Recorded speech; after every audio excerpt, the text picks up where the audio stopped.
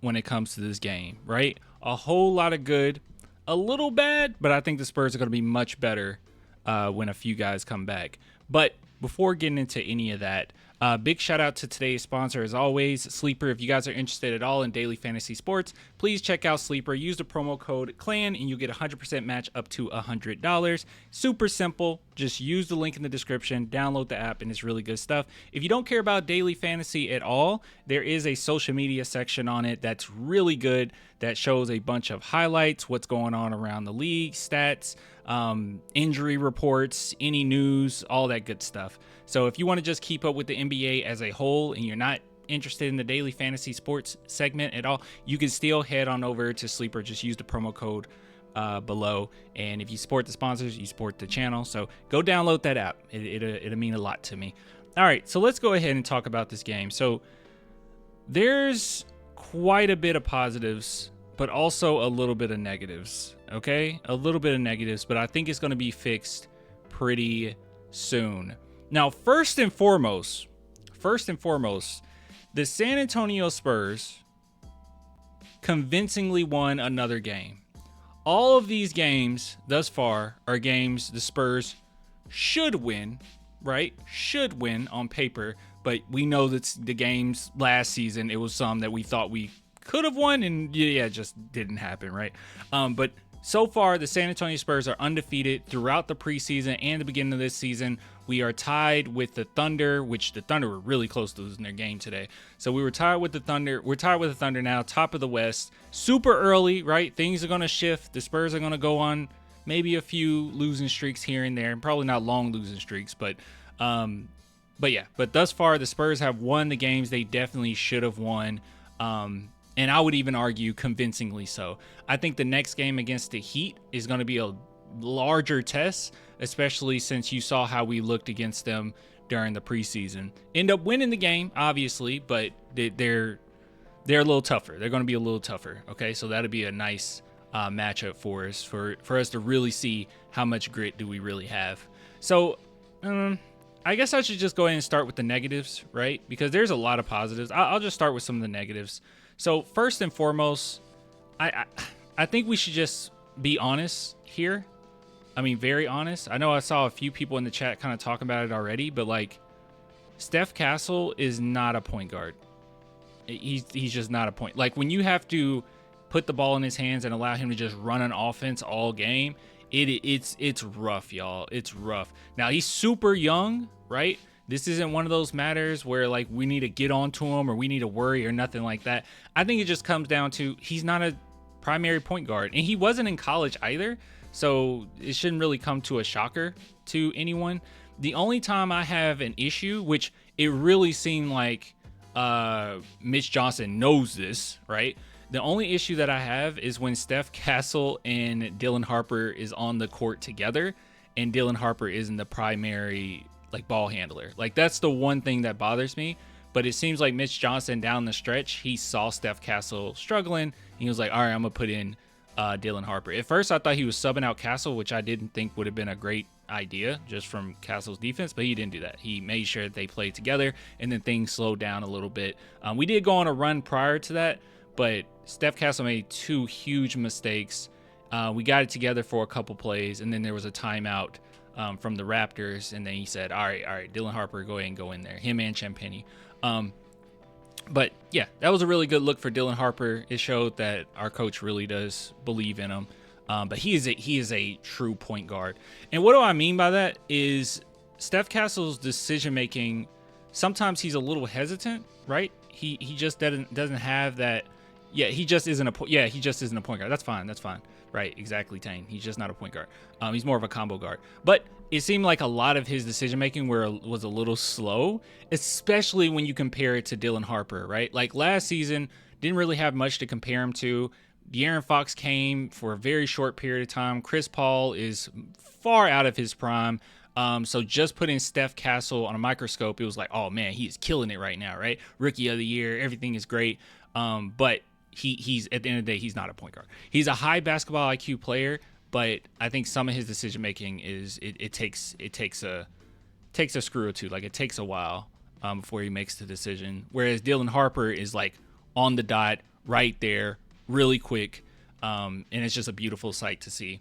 And what kind of shows that as well, it shows up. It actually did show up in the stat sheet, because if you look at Steph Castle, he had 5 turnovers on 4 assists, which obviously assist to turnover ratio is very important if you're a point guard, and it's been pretty ugly thus far. I think the first game was 5 turnovers, second game was like 9 or 10. Am I tripping? Third was 5, and then this one's 5. He's been getting a lot of turnovers. Hold on.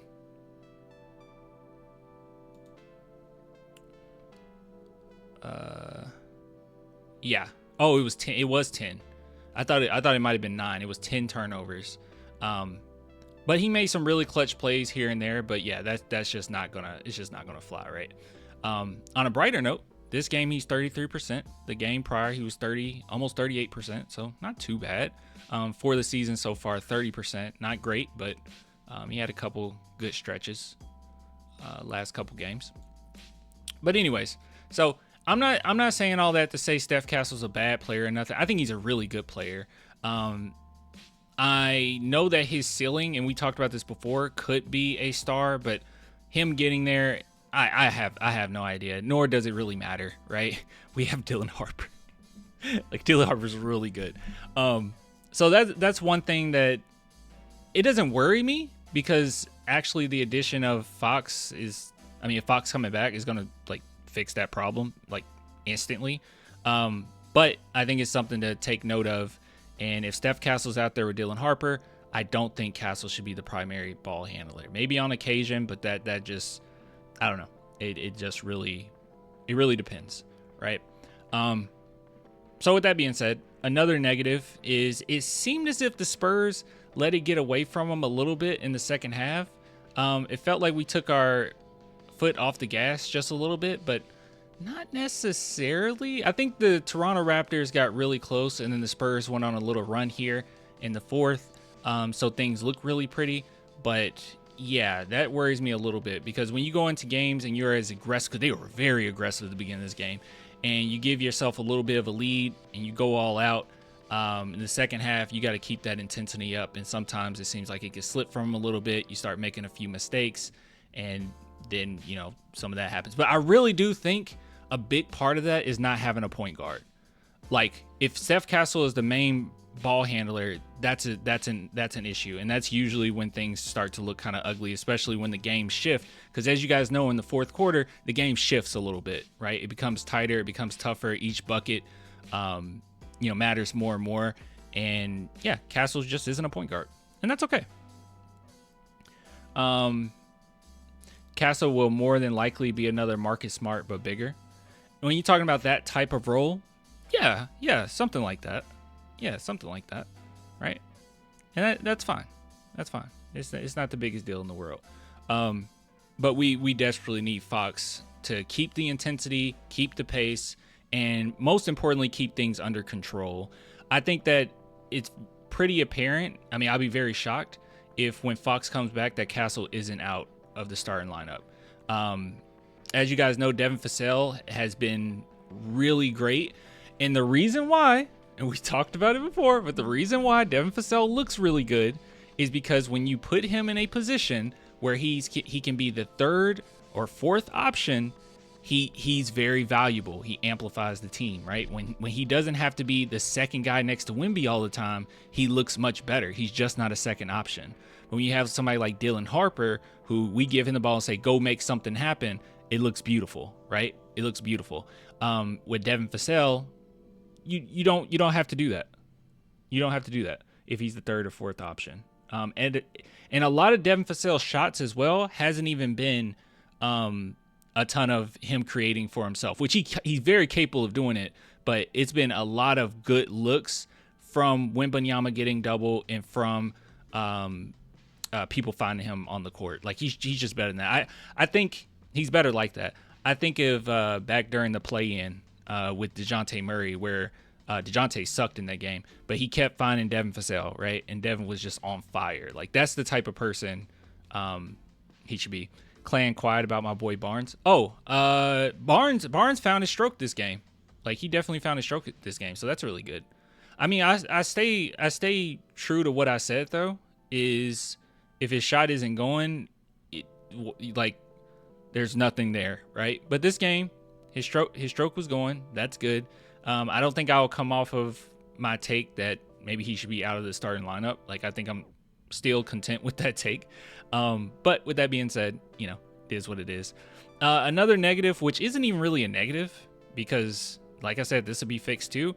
But yeah, man, that backup center position, man, it felt like I was getting flashbacks to last season, dude. Like, Wembanyama sits, and then all of a sudden, there's a run, right? Or we can't stop them in the paint necessarily. I don't know. Hate to see it. Really hate to see it. But Kornet should be back. I don't know if it's Thursday or pretty soon. I have heard from the grapevine, just throwing that out there, is that Sohan and Fox could be back this weekend. So I think Sunday.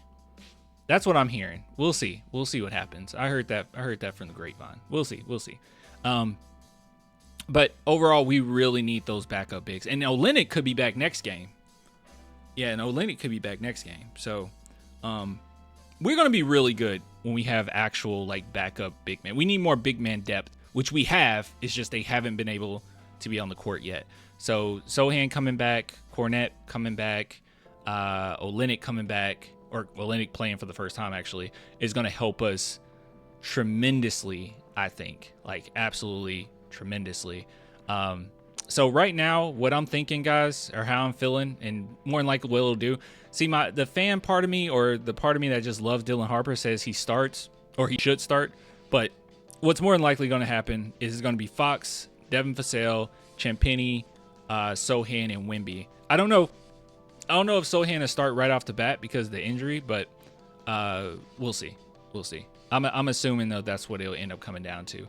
Because I'll be honest, at the beginning of this game, I really liked how they set the pace, and I really liked how aggressive they were. And yeah, I don't know. I just really liked that. I liked the defense. They were tough pretty early on. It's just a matter of, can you keep that intensity up for all 4 quarters? And I would hate for us to start to get tired. But with as much depth that we have, I think it'll be totally fine. Like, people won't get too exhausted. So that's all the negatives, because there really aren't that many negatives. The positives, though?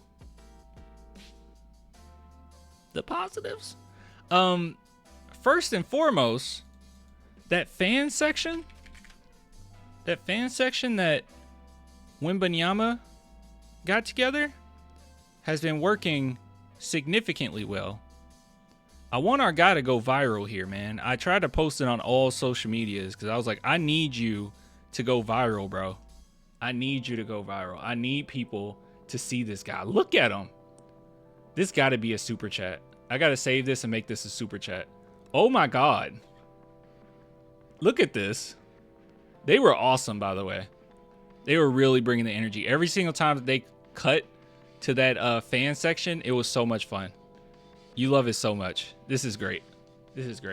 A friend of mine said that it really reminds him of college ball, and I have to agree. You love to see it. So, but yeah, so that's really working.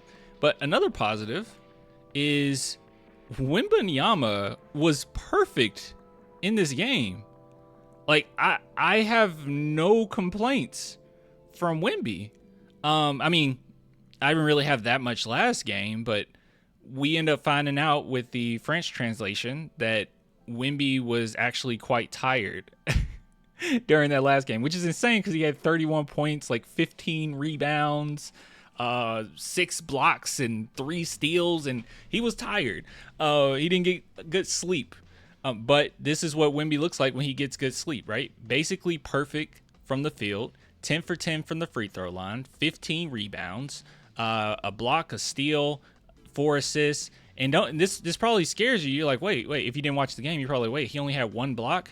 No, he would have had 15, but the Toronto Raptors literally had to settle. Like, they were so afraid of getting to the rim or going to the rim that they were just shooting outside shots consecutively. The only time they were really able to get to the rim was when Wemby was sitting. So yeah, our guys are just feeding them to Wemby.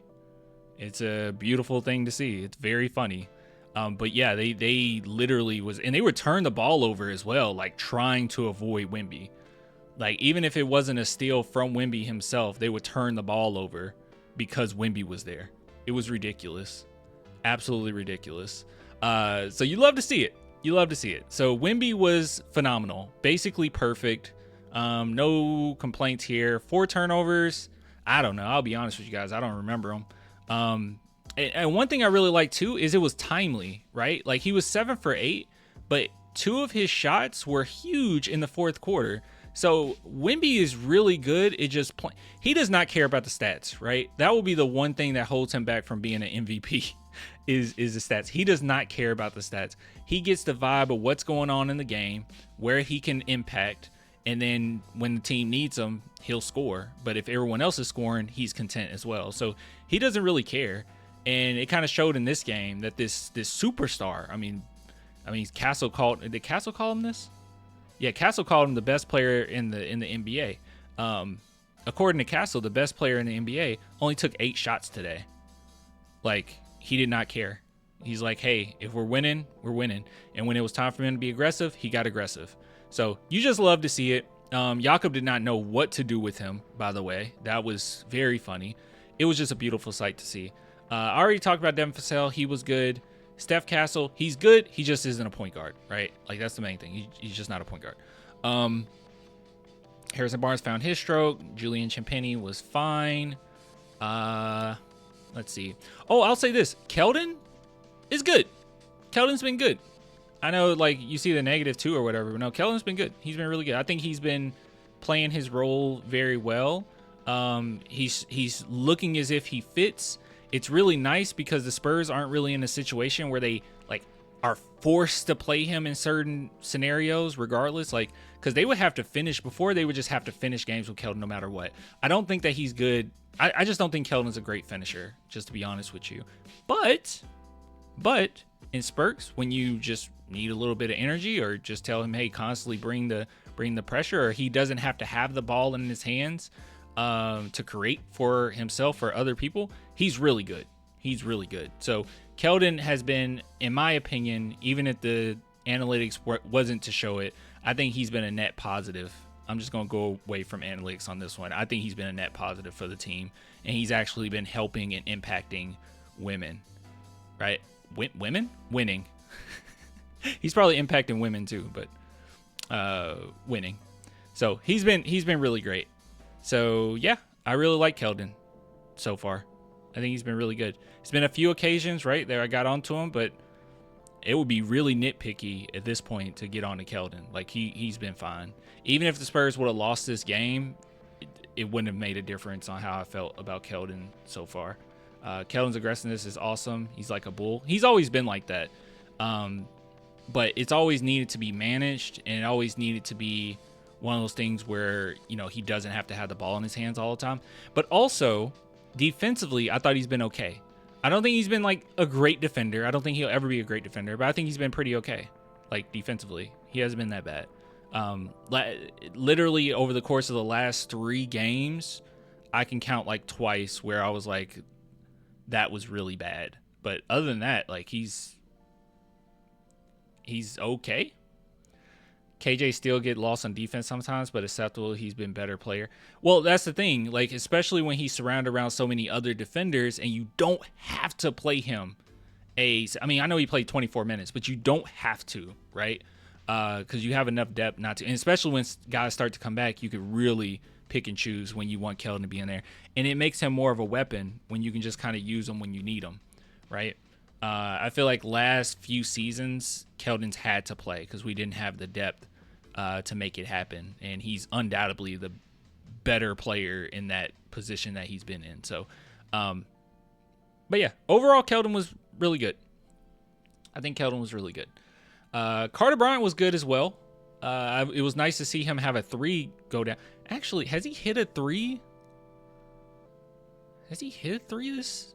I feel like he's only hit like 1 3. Maybe the preseason? Preseason. Oh, he hit a few threes in preseason. What am I talking about? He's just been pretty inconsistent. But it was nice for him to get his first 3 of the regular season. And he got a few extra minutes in there. I mean, yeah, I won't say because that was only like, 2 minutes left or something like that. So I won't say it was garbage time necessarily. He played more than he has. He would have still been around 10 minutes. So he did good. He did really good. Don't know what that'll look like when our other guys come back, but so far, I like what I see from Carter. Any other positives, man? Anything that you guys noticed? Here, I'll look at the super chats.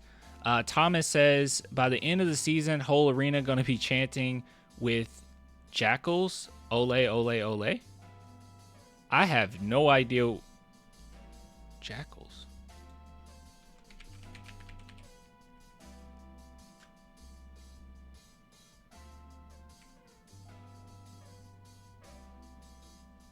The animal? What does that mean? Damn, Jackals movie. I don't know what that means. Does anyone know what that means? You can hear the jackals from everywhere? Oh. The jackals are extremely underwhelming? What are we talking about? Oh, it's called the fan section? You gotta be kidding me, Clan? Shut up, Chandler. New fan section? I didn't know that's what it was called. Oh, I didn't know it was called that. How do you not know the chat? I'm sorry. I didn't know what it was called. I just called it the fan section. Fan group? Oh, okay. Jackals are Spurs cheerleaders? Baseline bums, now jackals? I feel like this is lore I don't know about. Cancel clan? Don't cancel me. Hey, you're a Spurs user. I didn't know. I'm not gonna pretend like I know something when I don't. Okay, now I know. All right. I didn't know it was called that. Clan is a Rockets fan. Yeah, I'm a Rockets fan. I would react to Wimby's Castle super chat, but it's just a mustache. He sent me $1.50 and he gave me an emoji mustache. Thank you. Oh my god, you guys are really upset. What the F, Clan? Oh my god. Oh my god, Clan, I hope you die. Oh my god. Jeez. Jump off a bridge. Oh my, are you guys okay? I'm just kidding, I'm making that up. Nobody said that. You're supposed to be on top of this, Clan. I'm on top of most things. Dylan Harper going to be Rookie of the Year. How's VJ Edgecombe looking? Because that's going to be... I think... let me see. I think Cooper Flagg had like 24 points. Yeah, I don't know if it's going to happen. Look at this. He's averaging like 25 right now.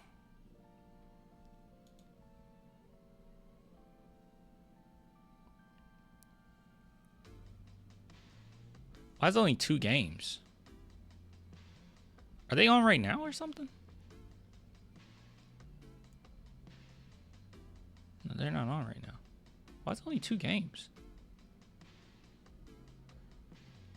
Flag scored 2 points. Oh, then who am I thinking of? Who scored 24?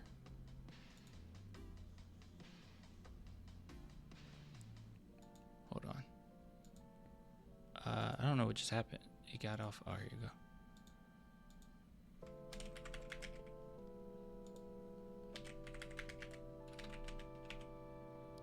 Cedric Coward.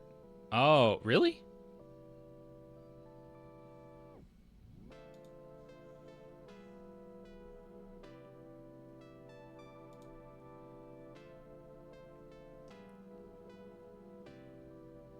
Oh, I was thinking of last game. He had 22 last game.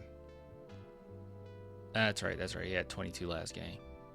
Yeah, they almost lost. I saw the fourth quarter of the OKC won. OKC almost lost. Okay, I was thinking of last game. He had 22 last game. Oh, okay, so he's averaging what, 16.7. The only thing that's gonna hurt Dylan is the fact that we have a better team. He has 16. VJ looks like he might be running away with it. Take a look here. Not 3 games. There it is. 26, 15, 34. Yeah, look at the sheer amount of minutes that he's getting per game. Like he'll get it. He'll get it. He's also been stellar, so he'll get it. Yeah, we probably need to give up on that because he's gonna get way more opportunity if healthy. Like he's gonna get way more opportunity. Like 39 minutes, 40 minutes, 42 minutes. We're not gonna be seeing Dylan Harper get anywhere near that, I don't think.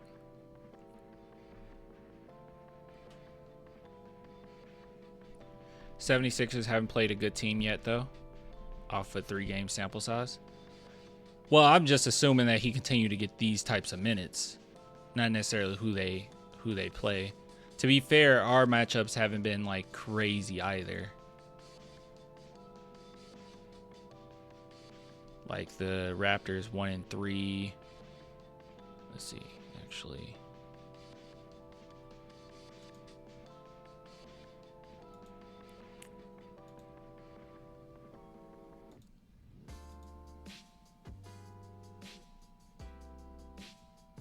I didn't even see our team stats. Hold on. I felt like they had to settle for a lot of outside shots. But how many points in paint they get? They got 44 to our 40. Interesting. Yeah, I bet y'all money a lot of those came when Wemby wasn't on the court. Our 3-point percentage was 48% today. Holy. They did take more threes than us, too. They took 5 more threes than us. Field goal percentage was significantly better. We're 58%, 48% from 3. Yeah, we were on fire. That's the beautiful thing about this team, because even if we weren't on fire, defense alone, we might win by 10. Spurs look really good. When is Cornette back? Cornette should be back. Last game they said it was going to be a week. So when was that? That was literally yesterday. So Sunday. Maybe he'll be back this next Sunday. If not, a day after that. All right. Last question. Clan question. I saw that. So let's see what you said. Abe says, do you think the Spurs will go 10-0? Well, let's look.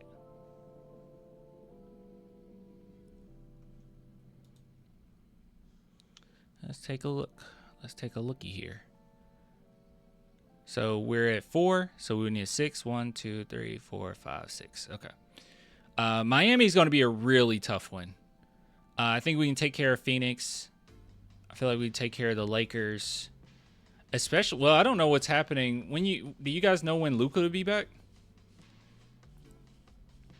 But by this time, the Spurs we should have all our guys back, right? So I'm not like too worried. So we should have our guys back by then. I'm saying we beat Houston out of principle alone. New Orleans again. I hated playing New Orleans, bro. I hated playing New Orleans. But having Sohan, he would have really helped. And Zion. And then Chicago. It's possible. It's going to be tough. We got at least 2 or 3 really tough ones in there. Really tough ones in there. But it's definitely possible. And Spurs be on ESPN and Prime Video, they're gonna show out. They're gonna show out. So sure. Why not? Look at this. Highest points for all these games has been Wemby. Highest rebounds has been Wemby, and one of which was Cornette. And highest assists, 2 have been Castle, 2 have been Harper. So this was Harper kind of coming into his own. Oh, Zion got injured? Zion look good. I hate his play style. I feel like it is not conducive to winning. Like, I don't know. He doesn't.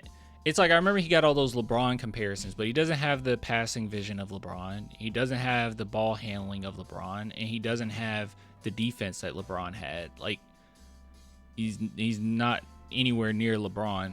But he's a bulldozer, and that's kind of it. Like, I'm just not that too one-dimensional. Yeah, he's just it's not him necessarily. I'm not saying he's a selfish player. I guess it's similar to what I've said about Keldon before, right? Like, I don't think it's him being a selfish player, but it's just his play style, and it's pretty selfish.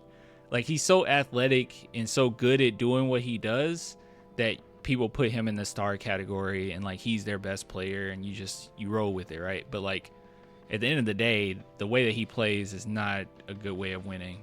And if you were to make the playoffs, you're not going to get away with constantly doing what they do. I didn't know he was injured, though. Has a left foot bone contusion. How long does that normally last?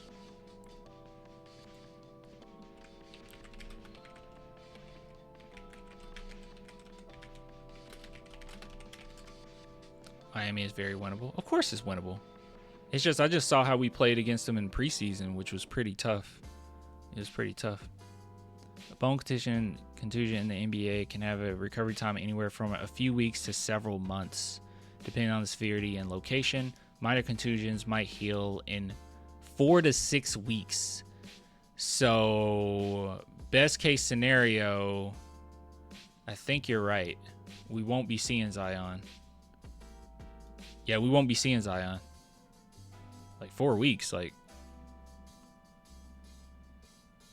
Yeah. Is out indefinitely with a left foot bone contusion. There is no public timeline for his return. Got it. Yeah, then that should be easier. That should be a pretty easy one. Because he was literally the only person we were having issues with. That's okay. And then what about Luka and what about LeBron? You guys got any updates on that? I haven't seen anything.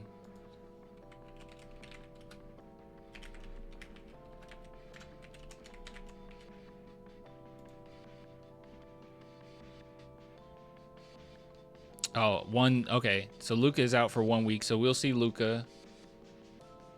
And then what was up with LeBron?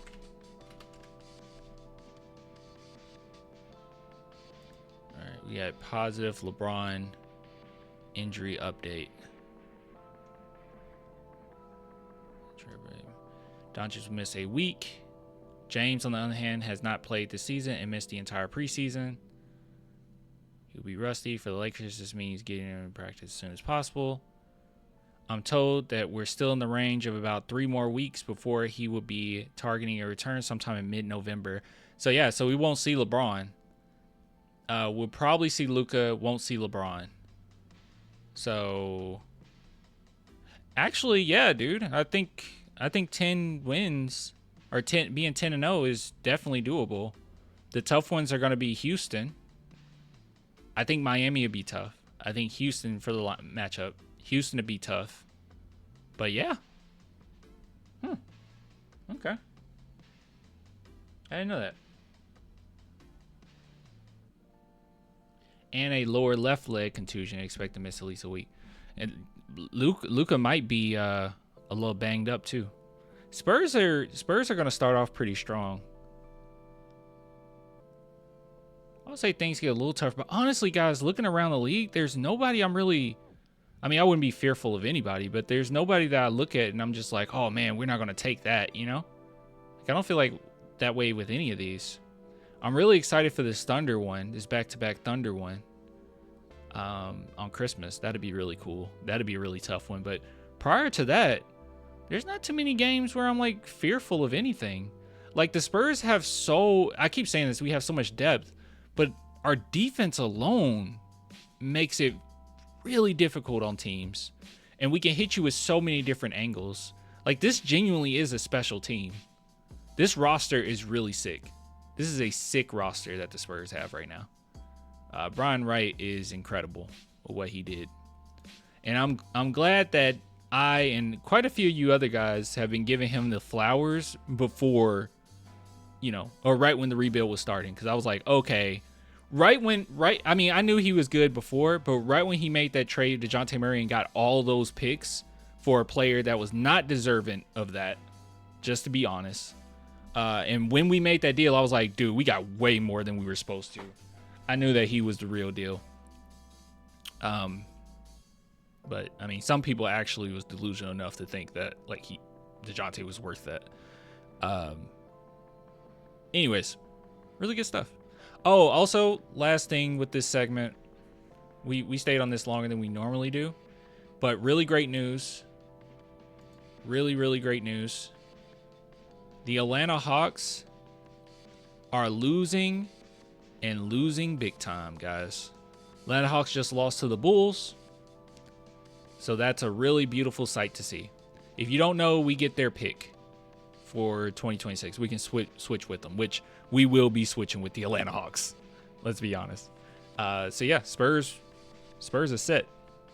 So as soon as 2026 draft hit, like we're good to go. It's kind of crazy to think about that the Spurs legitimately, as good as we are, could end up getting a top pick again, a top lottery pick again. It's kind of crazy. So keep that in mind. Maybe we'll do a segment for it in the near future when they continue to lose. But that's what it's looking like right now. And most importantly, they're losing with Trae Young. Gave Dyson Daniels a nice little contract. They're losing with him and Trae Young. Actually, wait a minute. Did Trae Young play the last? Okay, he did play the last game. I didn't actually catch their last game. I've been trying to keep an eye on the Hawks, though. So, yeah. The only team they beat was Orlando.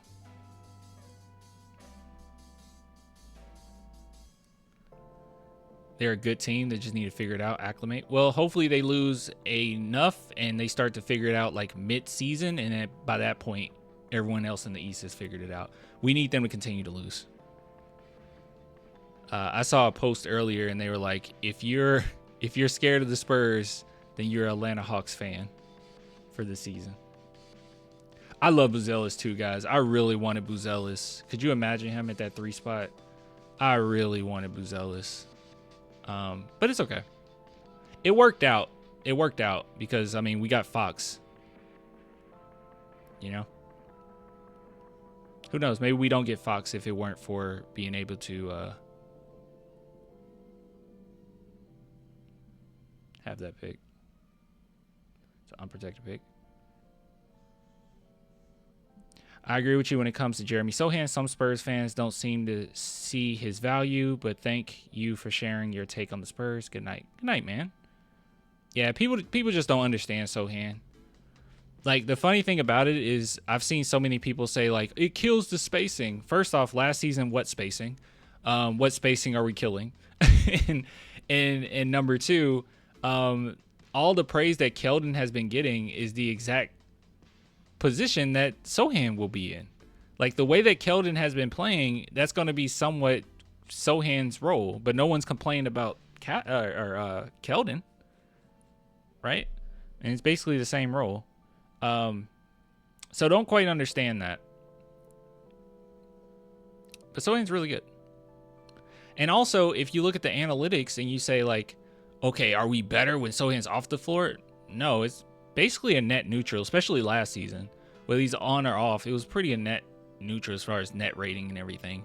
But for a lot of players, it was that, you know? Like, the Spurs were just not a great team last season. But like similar to what Devin Vassell is doing right now, where I feel like he amplifies the depth. I feel like that's what Sohan does. He's like icing on the cake. Like he amplifies everything. We're already a really good defensive team. He makes that even better. Makes it even scarier. So exactly. Keldon is getting praise for okayish defense and rebounds, and they do not want Jeremy. It's very confusing. I think people just see three-pointer go in or not, and then that's it. That's their take on Sohan. Can he shoot a three? That's all they see. And honestly, I mean, that is important, right? But I mean, I think it's been a step-by-step process in his development as far as shooting. I mean, you've seen. I mean, it's not even like something that needs to be like highly dissected. You see it. You see him at the free throw line shooting one-handed free throw. You think he's doing it just because he wants to look cute? No, he's doing it because they're practicing certain things with his jump shot and adding on to it. And I think last season where he played the role of he had to be the backup center, right? He had to be more of that enforcer, getting to the paint, that he wasn't really in a position to shoot many threes. And even yet and still, he had the same percentage as he did the year prior. So I think Sohan will be perfect if he can get to 33%. Just 3% more than his 30 right now. He get to 33, 34 consistently. You just hit 1, 2 a game. More than likely just 1 a game. That'd be fine. 1 for 3 mostly. You're fine. He'll be totally fine. You won't be using him in that regard anyways. Be near the paint.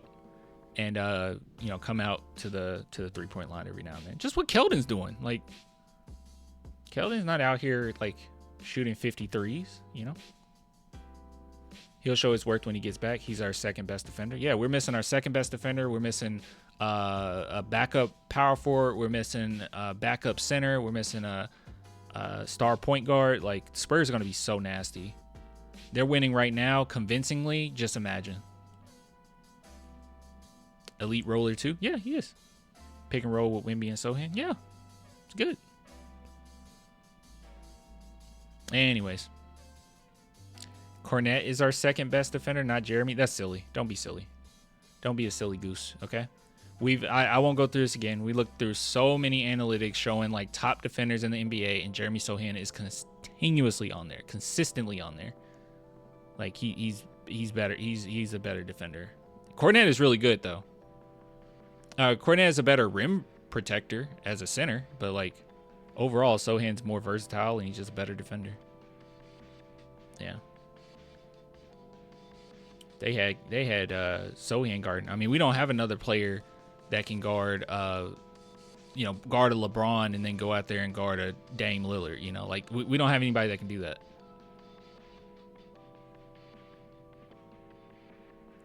You said Wemby, then Sohan, then Cornette, and Castle. Yeah, that's fine. And then maybe like Fasell after that, and then Harper. Close to Fasell maybe. Oh wait, no, we're forgetting Carter Bryant. Maybe Carter Bryant after Castle, and then Harper and Fasell are like in the same stratosphere.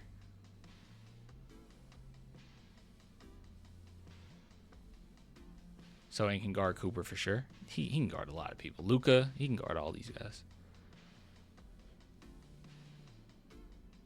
Anyways.